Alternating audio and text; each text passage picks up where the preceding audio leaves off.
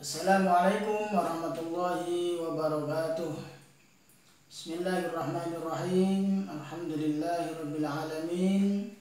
Salatu wassalamu ala asyrafil anbiya wal mursalin sayyidina maulana Muhammadin wa ala alihi washabbihi ajma'in. Amma ba'du. Selamat pagi anak-anak sekalian. Selamat berjumpa kembali pada pertemuan pada pagi hari ini. Sebelum pelajaran kita mulai, marilah kita membaca doa bersama dengan harapan apa yang kita pelajari pada pagi hari ini bisa bermanfaat bagi kita semua. Al-Fatihah.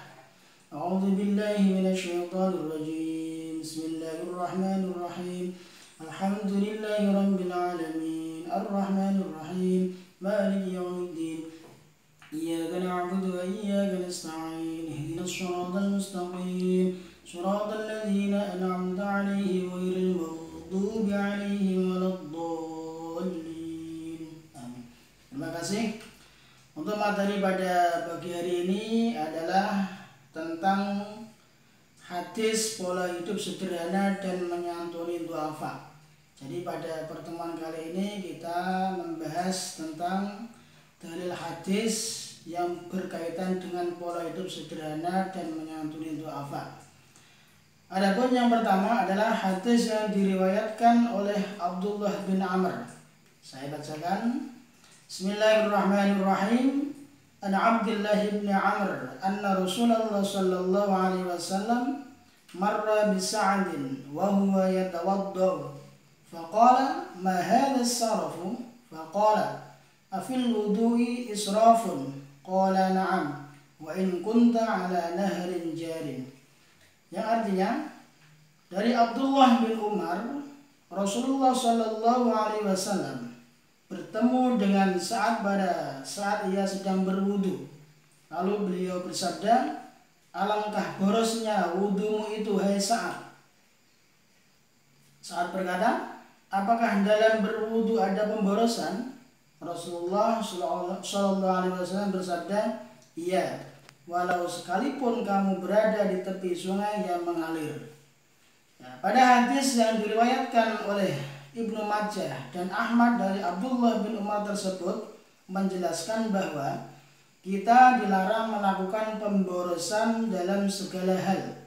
Seperti kemarin yang telah kita lewat pembahasan tentang dilarang pemborosan sesuai ayat Al-Quran, wala tubadzir tabdzira. Jadi kita dilarang bersikap pemborosan. Hadis tersebut mengungkapkan tentang laporan pemborosan ketika berwudu, meskipun berada di tepi sungai yang mengalir. Walaupun toh airnya banyak, kita tidak boleh pemborosan, tidak boleh melebihi batas. Jadi dalam wudu itu cukup 3 kali, membasuh tangan 3 kali, membasuh kaki 3 kali. Adapun selebihnya itu namanya adalah pemborosan. Dalam hal ibadah saja kita dilarang untuk melakukan pemborosan, apalagi dalam hal-hal yang lain seperti uang dan waktu. Jadi pemborosan itu tidak cukup hanya dalam hal uang saja, tapi waktu pun juga kita tidak boleh pemborosan. Dalam arti gimana? Uang kita harus belanjakan sesuai dengan hal-hal yang kebaikan. Begitu juga waktu harus kita manfaatkan sebaik mungkin di dalam hal kebaikan juga. Pemborosan harus dihindarkan dan dijauhi dalam kehidupan sehari-hari. Sebaliknya, kita seharusnya memberikan sebagian harta kita untuk bersedekah kepada orang-orang yang kurang mampu, agar harta kita bermanfaat dan membawa berkah. Umat Islam harus bisa membiasakan pola hidup sederhana dalam kehidupan sehari-hari. Itu sedikit isi kandungan dari hadis di atas. Hadis yang kedua adalah hadis yang diriwayatkan oleh Hakim bin Hizam. Saya bacakan. Bismillahirrahmanirrahim. An Hakim bin Hizam radhiyallahu anhu anin Nabi sallallahu alaihi wasallam qala al-yadul 'ulya khairun min al-yadis sufla wabda biman ta'ul wa khairus sadaqati 'an dhahri ghina. Wa man yasta'fif yu'affahu Allah wa man yastaghni yughnihillah.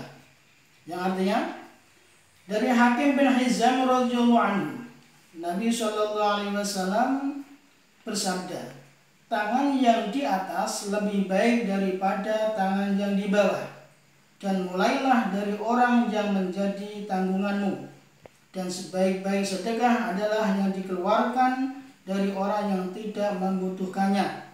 Barang siapa menjaga kehormatan dirinya, maka Allah akan menjaganya, dan barang siapa yang merasa cukup, maka Allah akan memberikan kecukupan kepadanya. Bisa diambil kesimpulan dari hadis di atas menjadi 3 pembahasan. Yang pertama adalah keutamaan orang yang memberi. Yang kedua, memprioritaskan dalam pemberian. Dan yang ketiga adalah keutamaan orang yang menjaga diri dan merasa cukup. Orang yang memberi lebih baik daripada orang yang menerima, karena pemberi berada di atas penerima. Sesuai hadis tadi, al-yadul ulya khairun minal yadis sufla. Jadi tangan yang di atas itu lebih baik daripada tangan yang di bawah. Artinya apa? Memberi itu lebih baik daripada orang yang meminta. Oleh karena itu, tangan memberi yang lebih tinggi seperti yang disabdakan oleh Rasulullah. Hal tersebut bukan berarti bahwa orang yang diberi tidak boleh menerima pemberian orang lain. Jika seseorang memberikan hadiah kepadanya, maka dia boleh menerimanya. Saat ingin memberikan sesuatu, seseorang hendaknya memulai dan mengutamakan orang yang menjadi tanggungannya, yakni orang yang wajib ia nafkahi. Jadi harus kita utamakan mana kewajiban kita. Orang yang wajib kita nafkahi harus kita dahulukan daripada kebutuhan yang lain. Menafkahi keluarga lebih utama daripada bersedekah kepada orang miskin, karena menafkahi keluarga merupakan hal yang wajib. Mengutamakan hubungan kekeluargaan dan menjaga kesucian diri. Sedekah terbaik yang diberikan kepada sanak keluarga, fakir miskin, dan orang-orang yang membutuhkannya adalah sedekah yang berasal dari kelebihan harta setelah keperluan terpenuhi. Setelah hal-hal yang wajib kita penuhi, baru hal-hal yang lainnya yang harus kita penuhi. Kalimat selanjutnya, dalam hadis menjelaskan bahwa orang yang menjaga kehormatan dirinya akan mendorong dirinya untuk semakin bertawakal kepada Allah, sehingga mendapat penjagaan darinya. Orang yang merasa cukup dengan Allah Subhanahu wa Ta'ala adalah orang kaya yang sesungguhnya walaupun penghasilannya sedikit, kekayaan tidak dengan banyaknya harta, akan tetapi kekayaan hati. Jadi wa innama ghina nafsi, yang dimaksud kaya itu adalah kaya hatinya, bukan kaya hartanya. Terima kasih, itulah yang dapat kami sampaikan. Mudah-mudahan bisa bermanfaat bagi kalian semua. Selanjutnya, assalamualaikum warahmatullahi wabarakatuh.